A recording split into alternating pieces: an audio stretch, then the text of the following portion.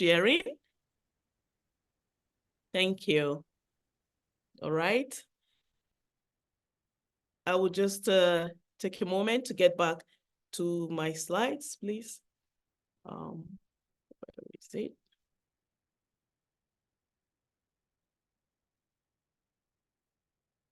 Okay.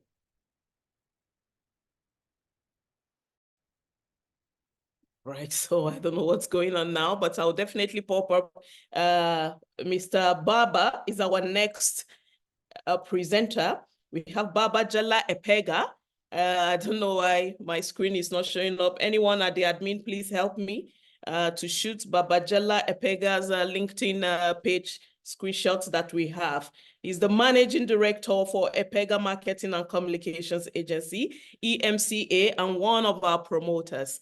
Mr. Baba, are you in the room? Please unmute yourself.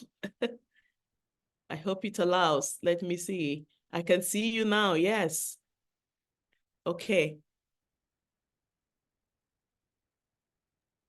Hello, can you hear me? Good morning, good afternoon. Yes, thank you. Can you hear me? Can you see me?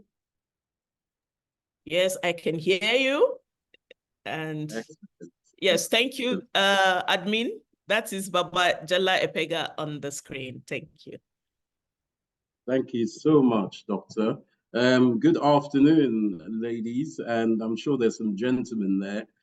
Obviously, I'm a gentleman myself, so I'd like to commend the whole group led by Dr. Comfort on this groundbreaking initiative. Women miners is very close to my heart. I am, as I said, a gentleman, but my great mother and my great grandmother, they were great ladies and women. And I have two very, very great sisters. My wife is great. I have two daughters as well. So I feel very much in good situ being here. I'm very happy to be here. So my background, as is intimated on the LinkedIn street, is I'm a marketer. I've been in brand marketing and events for 25 years now.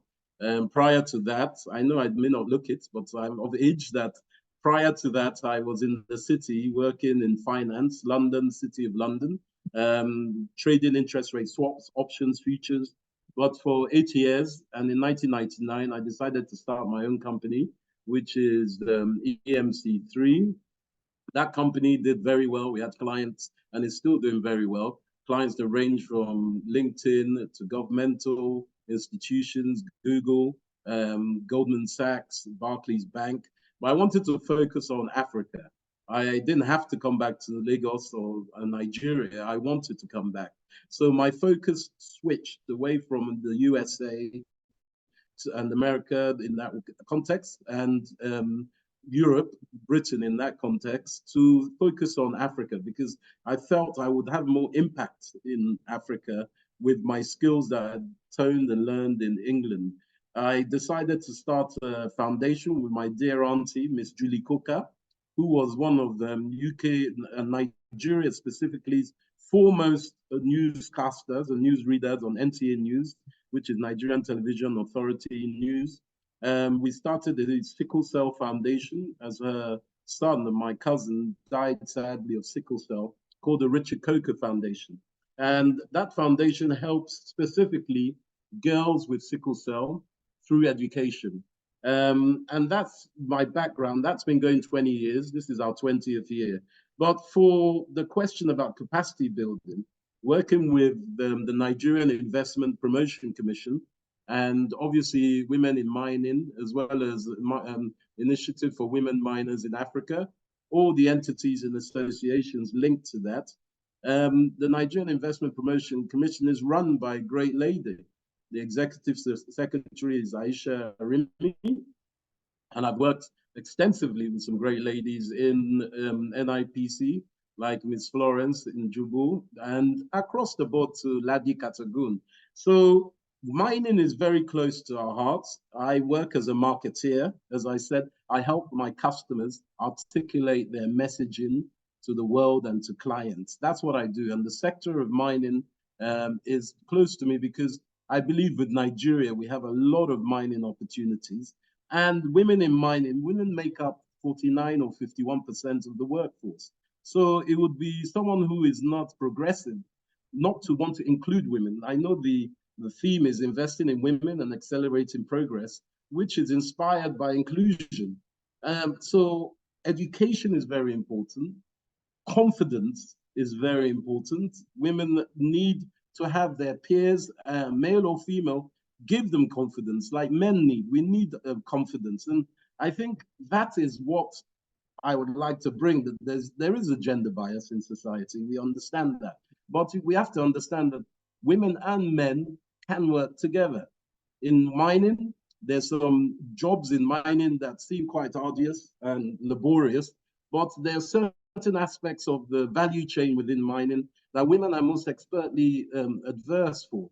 And I think it's something that is important. Someone like Ramson Kuti, who was Fela's mother, who was a great woman in the 50s, 60s, 70s, 80s, was an initiator and a procrastinator for independence of Nigeria. And such women, they used to call them market women. And Nigeria's always had women at the forefront of employment. And then whether it's precious stones or semi-precious stones, polishing to marketing to even mining, women can play an integral part. Women should not be put off by the mining industry, as it's a heavy industry, as we call it, because there are still parts in the value chain that you can take part in. Training is very important. Education is very important for young girls. My daughters are 7 and 6. Everything is important for them in the way of education. And also, we as human beings have to work together. It's very important that we work together, male or female. I don't believe there's any race, other race, but human race. I don't know what race that other people talk about, because Homo sapien is the race that we are all. But the distinction is ethnicities and gender. And we have to work within these to understand that we are all human beings. Some people are sociopaths, some of our leaders are, whether you're fighting a war or not. But most people on the whole are good people. So we need to work together. The Generation Z are very good at working together, and they collaborate more. Me, I'm an aged man now, so I'm learning to collaborate with people. But collaboration is important for progression. And that is what I really want to say and add value to, because obviously training is very important. The context of the Nigerian mining sector is expanded notably in precious metals and gems, and there's a lot of room and opportunity for job creation. In Nigeria, our president has an 8-point agenda, and the 8-point agenda is very much about equality and gender equality, that is, and job creation and development and uplifting people out of poverty. And it's important, as I said, that women are educated, or young girls are educated to become women of independence. Some men might not like that, obviously, but that is the way society needs to go to progress. And I think in mining industry, it's a generational business. So young girls, we have to find training and scholarships for them. We have to try improve the leadership opportunities for women as well. And I think on this International Women's Day, it's most fortuitous that it's also important in this time that ESG issues and capacity requirements for critical minerals and maintaining a social license is pretty much pushed to the fore. So I'm trying to be quite quick and succinct with my comments, but I think the talking points on International Women's Day is collaboration, education, and emancipation. And it is collaboration. Whether you're a man and a woman or a woman and a woman, we need to collaborate more. And I believe that it's a great day. And I thank you very much for the opportunity just to play a small fingernail part in this whole platform. And once again, I commend you all. Remember, we're here, men. We're with you. It's not behind every great man there's a woman. There's man and woman next to each other. So please, let's progress together. Thank you. Oh, thank you very much. The only man on the show today. As a presenter, we have other men in the background. Thank you so much, Jallah Epega. Your hardworking personality is one of the things I admire. I remember we met in London in December, and I could see that all around you. He has also given us the profile of the excellent women around him, around his circle. That was a good one. He has emphasized also that capacity building is the way to go, fellow women. We have to increase in capacity. You have to upgrade the investment you do. Our theme is invest in women, accelerate progress. The woman must invest in herself within your capacity to do so. So that is an urge that we have from Mr. Baba. And he also mentioned that we must do a lot of collaboration. The MMC is one of the platforms we have. And he mentioned also education, education, education.